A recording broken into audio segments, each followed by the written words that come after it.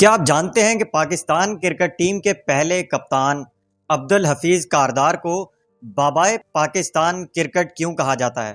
وہ نہ صرف میدان میں بلکہ سیاست اور زندگی کے دیگر شعبوں میں بھی ایک مثالی رہنما تھے۔ ان کی غیر معمولی کارکردگی اور قیادت نے پاکستان کو عالمی کرکٹ میں پہچان دلائی، مگر کیا آپ کو معلوم ہے کہ ان کی قیادت پر بھی ایک وقت میں سازشوں کے بادل چھا گئے تھے؟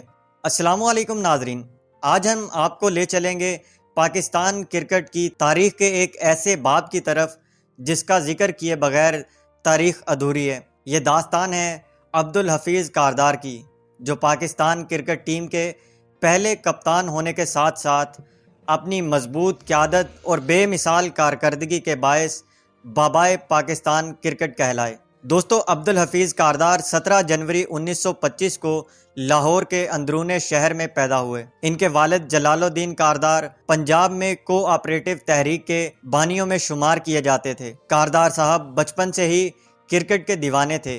وہ بائیں ہاتھ سے بیٹنگ اور اسپن بولنگ کرتے تھے۔ انہوں نے رانجی ٹرافی میں نادرن انڈیا کی نمائندگی کی اور 1946 میں آل انڈیا کرکٹ ٹیم کا حصہ بنے۔ آکسفورڈ یونیورسٹی میں تعلیم حاصل کرتے ہوئے انہوں نے اپنی کرکٹ کو جاری رکھا اور وارکشائر کاؤنٹی کی طرف سے بھی کھیلا، لیکن تقسیم ہند کے بعد انہوں نے بھارت کی بجائے پاکستان کو اپنا وطن چنا اور پاکستان کرکٹ ٹیم کی قیادت سنبھالی۔ پاکستان کی پہلی کرکٹ ٹیم ان کی قیادت میں بھارت کے دورے پر گئی۔ اس دورے میں پاکستان نے لکھنؤ میں پہلا تاریخی ٹیسٹ میچ جیتا۔ 1954 کے دورہ انگلینڈ میں انگلینڈ کو شکست دینا ان کے کیریئر کا ایک یادگار لمحہ تھا۔ عبدالحفیظ کاردار کو قیادت سے ہٹانے کی کوششیں بھی ہوئیں۔ پنجاب کرکٹ ایسوسی ایشن کے صدر فدا حسین اور دیگر نے ان کے خلاف سازشیں کیں، لیکن کاردار نے اپنی قیادت اور حکمت عملی سے ان سازشوں کو ناکام بنا دیا۔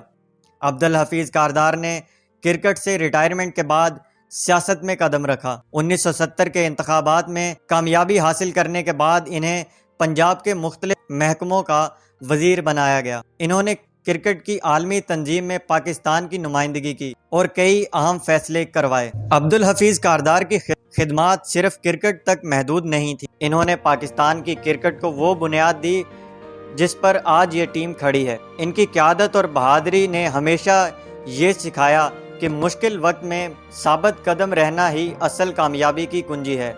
دوستو، اگر ویڈیو اچھی لگی ہو تو چینل کو سبسکرائب اور ویڈیو کو لائک ضرور کر دیجیے گا۔